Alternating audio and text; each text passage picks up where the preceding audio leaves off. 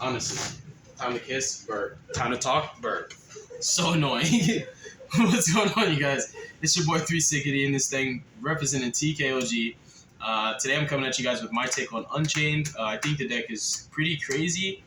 It's really resilient. It has some sticky and durable boards, and I don't know, I just felt like I was playing like Yang Zings that were faster. And I played the deck when it first came out, and it was like really bad.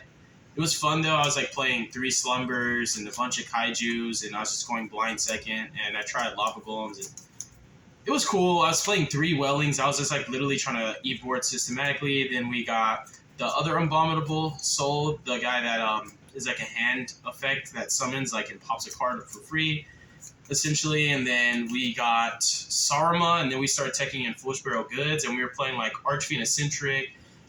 This deck was so different back then. So it feels like I'm playing a different deck. Like it feels like it's more of a real deck now than it was before. The cool thing with the deck was like, even though Ash Blossom always worked, it was pretty resilient to every other hand trap under the sun. It was always able to play under Shifter. It never really, Droll was never a problem for this deck until now. You were always able to play under Nib with the traditional variant. Like before the new support came out, this deck didn't really play into Nib unless you really just like, for whatever reason, you just chose to. But your inboard was typically like 1 to 2 trapped with a Soul of Rage. And that would just get you there because you had so much spot removal, so much pressure, and then good follow-up. And it just didn't have like versatile or diverse interruptions. It would just literally just have spot removal to the wazoo. Now it definitely is able to do more than it ever has been. It's more explosive, more resilient than it even was before. It plays through so much. This deck eats boards alive. Honestly, its engine is so powerful. You don't really need to prevent the board from happening. You can just break the board. You can let the board be established, and you can just push through it. Like a lot of your starters are so gassed and so powerful that they crack boards in the process. And yeah, you just have so many ways to bait your opponent. I like the deck a lot. It's really fun. It is meta, but for once, I'm going to play meta simply because I played this deck for like literally like 3-4 years before it ever was meta. So I'm happy to do it. Normally, I hate playing the same deck that everybody else in the room's playing, but with this, I'm cool with it. I think it's very cool. I like it. I like the concept. I like the art. It's just like, yeah, like I said, I felt like I was playing Yang Zings but faster. I scrubbed out the first time I took this deck because I literally had to relearn how to play it. Why? You asked Stacks, why were you scrubbing out, bro? You're not a scrub. You're him. No, honestly, bro, I took this deck and I was just misplaying because I kept playing it the way I'm used to playing Unchained without the new cards. That, and also I had 1 Yama, and I had like no Fenrir's, I had like no good staples, I had just Ash Blossoms and like no good hand traps, and I was missing 2 Shavaras. The deck was just incomplete, but then like my inboard was too standard. It was like Rage and then traps, and I was trying to like go into IP Masquerena and link into Goddess on my opponent's turn. I was just doing stuff that I was just tunnel vision, you know. I played the deck the way I played it for years, so I had to relearn how to play the deck with the new support, and dynamically it's changed a lot. It's a lot more, you know, intricate than it was before. Shut up. And now it's actually a lot more fun too, and it's like it's a real deck. So yeah, if you like this kind of content, definitely consider subscribing to the channel. Leave a like if you liked the video, leave a dislike if you didn't. And yeah, if you want to join the Patreon or the Discord, those are all ways that you can support the channel. The Discord's free. The Patreon, there's like $5 for tier 1, tier 2's 10, tier 3's 15. They all have different benefits. I'm going to go in order like I always do. I organize my deck profiles the same way. Starters are first because, I mean, you could prevent your opponent from playing all you want, but if you're not playing Yu-Gi-Oh, it doesn't matter. Like, I could have 4 or 5 hand traps with no starters, and it doesn't matter. So starters, in my opinion, are the most important cards in your deck. They enable your deck to play. And the starters in this deck are very versatile because they can be going second cards if you don't need more starters, and they also can be extenders. Prosp is just insane, especially because I chose more blowouts than I did hand traps. So this card, it has a higher ceiling in my list than like a hand trap build. Like if I was playing like Rescue Ace and I played a bunch of hand traps, for example, or I was playing like not Power Spell Pearly, but let's say I was playing like hand trap Pearly, or I was playing like hand trap Salad, you know, like most decks right now in the format just have so much room for non-engine, and people opt to play like 15 hand traps. And I think this card is not that great in comparison to like how it's being played in like this list and other variants with just blowout cards, because, you know, just like it's literally like this card is a going second card the way I see it. Like if I hit evenly, then that's just better than me hitting an Ash and an Emperor. So Abom's Prison card's just ridiculous. So this, just like the traps, has a secondary ability. This enables you to navigate through hand traps and boards a lot more efficiently. This deck doesn't take a super high Q to pilot. However, like I think that the simplicity of the deck, like the simplicity of how that you're able to start your chain reactions and start gaining advantage, is what makes it so beginner friendly and welcoming to others and everybody else. But then like once you start getting cards on the field, there's like such a weird order that you have to go. It's almost like you sequence it. I started doing it like literally chronologically, like this guy first, this guy next, this guy next, this guy next. It's like the order does matter. Like you can summon whatever you want, but like you have to summon things in a certain place. And especially like in your Pearly matchup, like everything you do matters. Systematically, summoning doesn't matter as much in the Labyrinth matchup. It's not gonna be that crazy in like I think it's really like Pearly, the Mirror, and then I would say like Dragon, just because like they have Bestials, so like the order that you may bring your cards out does matter. It's like your deck doesn't naturally like lose to Bestials, lose, but like there's a way that you have to sequence your plays, especially like when you're trying to save your Yamas. So yeah, and then for more starters, we're on 3 Gate. I think this card's crazy. I think it's a free Zeus. It's free pressure. No matter how you look at this card, it is a going second card, regardless. I think the entire deck can just go second. I'm playing just a pile of going second cards, so this deck's really good for that. This deck's so efficient at breaking boards, it's ridiculous. I do play Foolish. I look at like a tempo card as well. It can secure the game for you. It can get you back into the game. It also is just like an honorary starter. It helps you to play through spot removal, like in the Pearly matchup. That honestly, like I think Pearly and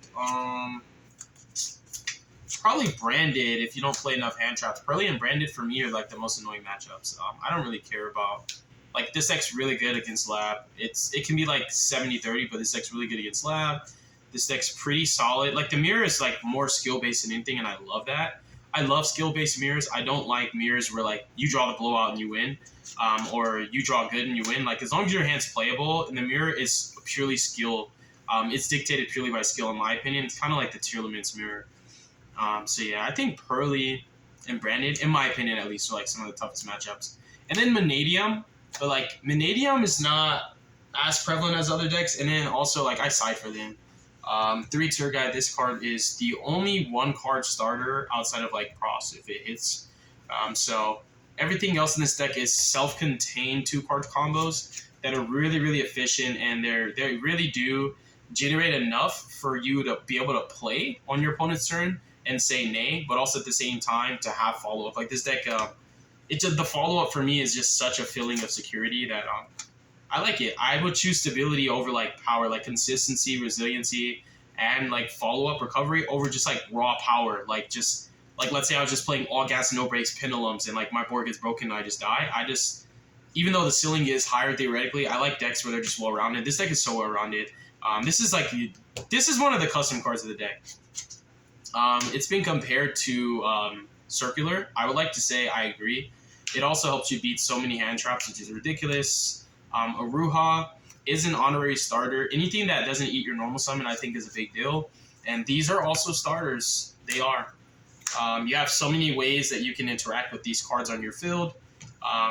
What's so funny is because of the way this deck is piloted, like in your Pearly matchup, which again, I'm telling you, it's going to be one of your harder ones. Like if they go into Big Noir, like if you set something like you could literally just set a bluff, honestly. Like you could set anything, activate Aruha, activate Shavara, and like they're gonna immediately shotgun Noir, which is just gonna like turn on any of your tactics cards, which is super funny because sometimes it's not even like a real card. And in general, with this deck, setting cards is scary because if they don't have a way to interact with the effect that's popping it, they will immediately spot remove that card. Like they will clear it, they'll do anything, unless they have a chainable like Cosmic, then they're gonna try and get your effect to fizzle. Did my freaking going second cards just fall on the floor, bro? I think they did, man. So I'll just do the engine requirements and we'll get to the going second cards. Some of my cards just fell. So 1 copy of Saruma, 1 Rakia. I used to play 3 and 3 in like my original variant before the new cards came out. Rhino, this is how Tour Guide is a 1 card combo.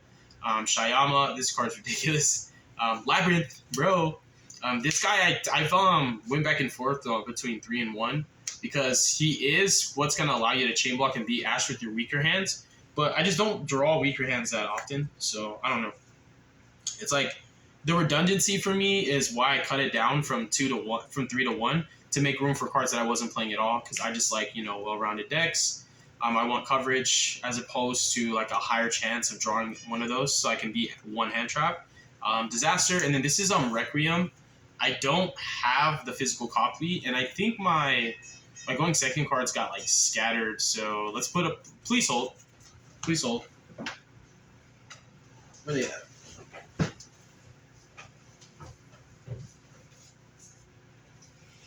Yep, there we go. All right, you can resume now. You guys can resume watching. All right, so yeah, my going second cards mostly are just blowouts, and I play one hand trap, and it's just because, like, for one, I'm a branded player, so like that deck can like put the fear of God in me. So the only hand trap that I actually play for non-engine going second is just Ash. She's not the strongest hand trap, but she's the most well-rounded, and she denies certain blowouts. Like, I don't want to play into thrusts without Ash, and I don't want to go against branded. Even if they're good, sometimes their hands just still lose to Ash no matter how, proficient the player is. So this is just the safest hand trap. This is the only card where I feel like I'm okay with playing into talents with this card. Droll's cool. It is. Shifter is insane, but like, you're not always going to play against decks that Droll's good against. You're not always going to play against decks that Shifter is good against. But Ash is always good, and I'm not trying to get like puppet locked either. Fenrir. I think this card is better than most hand traps you can play. Like lingering effects like Droll, Lancia, and Shifter are just insane, but I think Fenrir is just too well-rounded. And as long as mirror matches are prevalent, this card's too important. Spot removal that doesn't destroy is a big deal. It's a very big deal. And Fenrir is crazy. He pushes through a lot, bro. We have 3 copies of Imperm. The safest hand trap outside of Ash, obviously, because like the tactics cards are just everywhere right now. It's too applicable in like multiple scenarios, and then one of the safest cards that you can draw at any moment. And we have 3 copies of talents because I don't have thrusts. I definitely would modify ratios. So like I play 3 talents 3 evenly. I actually took out. I had Veilers and Mourners in. I took the Veilers and the Mourners out, and I put in Fenrirs and evenly.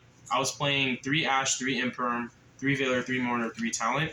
And I feel like the Fenrirs and the evenlies have put in more work than Veilers and Mourners could. I was just so scared of Vanadium. But honestly, I'm Gucci. Like, I'm chilling. I side for that deck, and it's not the most prevalent matchup, luckily, thank God, because you kind of get FTK'd sometimes without the right hand traps. So if I had thrust, it would literally be like this. Like, these would be the thrusts, and then this would be this, and then this would just be like a herald, like a just a herald, so I can like out the big Nor and the Pearly matchup. But I side like that, so yeah, I think it's a pretty big deal. For right now, I'm working with what I got. Talents does feel like a custom card sometimes, but this card's crazy. As long as a mirror match exists, as long as we're going against all these decks that don't really put up Omni Negates, like Vanadium does, Dragon Link sometimes does, but a lot of the times they don't. Their standard inboards don't really put up negates. Unchained doesn't put up anything that can interact with evenly whatsoever. And for Pearlery, this is really good as well. Yeah, like Nor, is going to be the card they keep every time anyways, or anything that gets him to Nor, but like their field has so much follow-up that even when you out Big Daddy Nor, like their field spell and their continuous gives them so much advantage that like if you don't kill them, they just kill you anyway. So I just like evenly because I feel like my battle phase isn't going to be used to OTK them. I'm not going to kill them immediately. There's just too much going on. Evenly just neutralizes so much. I don't know why people don't main deck this card. I don't know why.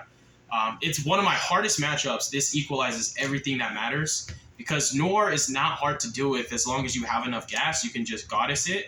But like you want to evenly them and then Goddess their Noir and just chew through their hand traps like paper mache. So that's how I feel. Evenly's not that great against Vanadium, but it's pretty fair against Dragon League most of the time. They have like one Omni Negate, so you can trade with it and then evenly them or just bait it out.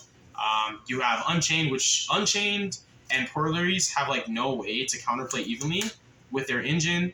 And then you obviously have like branded, which honestly, if they're not on Dragoon, that card goes crazy against branded most of the time if you're able to at least stop Sync. So I just feel like because the matchups that are the most prevalent, this card's so good against those decks specifically, I feel like it's worth maining. It's just too busted, honestly.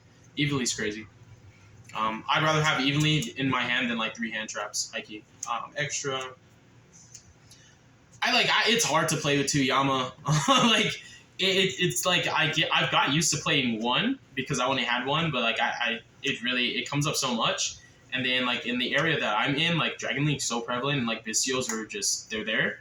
And Bystials are creeping into the side decks even with more mirrors being prevalent. So like I know that you can get away with 2, but like playing 3 feels like I'm just playing 2 because something always happens to 1 that you never have control over. Even when you like play your cards properly, like it's just stuff that it's just out of your control. You don't even have the card knowledge or the hand knowledge that your opponent's going to do it. You play around everything you can. You always try to use your keen insight and intuition to just prepare for what you expect, but then something you don't expect happens, and it's like it feels like I'm always playing 2, even though there's 3 in my extra deck. 1 Anguish, 1 Bomb, Muckracker, Corny, Corn of the Cob, Griffin. This guy is interesting. I've learned this interaction from other Unchained players, and I like it a lot. It's just Anguish into Big Daddy right here. It does deny certain effects that not necessarily linger, but would trigger on a separate chain link, just because of its protection on the summon window, which is really cool. So eating up cards that have like graveyard effects, cards that say when this card leaves the field, if this card is, leaves the field by an opponent's card effect, if this card is, sent from the field to the grave, like i.e. examples could be, what's like something that's super prevalent that would trigger. Oh yeah, and then like in the Pearly matchup too, like some of their guys leave the field by your opponent's card, and then they have cards that like give them so much back. Yeah, so like that could be prevalent, but the most of the time it does come up in like the Vanadium matchup, it comes up in the Brandon matchup, and it comes up a lot in the Labyrinth matchup. So yeah, that's how I feel, bro. That's honestly how I feel. Goddess, yeah, like Pearly is honestly it's hard to say that like Pearly isn't the best deck. I'm just saying. I kind of high-key sometimes miss playing 2 of him. I know that the Griffin board is safer. People say it all the time, and I'm sure they got it from like some other video or whatever. It beats the book cards. The book cards aren't the only Yu-Gi-Oh cards that exist, and I feel like the safer boards are the boards that give you the most coverage in different matchups. I think matchups matter more than non-engine. So if I play around Book of Moon every matchup, but I don't play around the actual deck that I'm playing, what if I just lose their engine, bro? Like, it doesn't matter if they drew Book of Moon or not, because like their engine was just my inboard was not prepared. So sometimes like I think coverage for the matchup matters more than like intuition or hindsight. Like if you have 20/20 hindsight, like, oh, I know he has Book in hand. I just know. You don't know. But what you do know sometimes is the deck that you're playing. And if you respect the matchup more than you respect the non-engine, I think that like it's pretty validated to say that this is one of the safest inboards as opposed to Griffin. Deuce bag, and then one Big Daddy Zeus. So yeah, that's it. That's all. I am gonna be loading up on content so I can upload throughout the week to just catch up. I'll be busy, bro, and then sometimes I'm just doing stuff that is a little bit more imperative, and yeah, life be happening, bro. So I do plan on loading up on content so I can just have it to upload throughout the week and stuff to keep the viewers satiated, and then also like I'm gonna be making videos talking about the ban list and the format, and then just like new decks that you guys wanted to see from me. So thank y'all for being loyal to your boy, for being patient. God bless you. Make good choices. Don't hurt your brain cells. Don't do drugs. Deuces is wild, yo. Say, stay.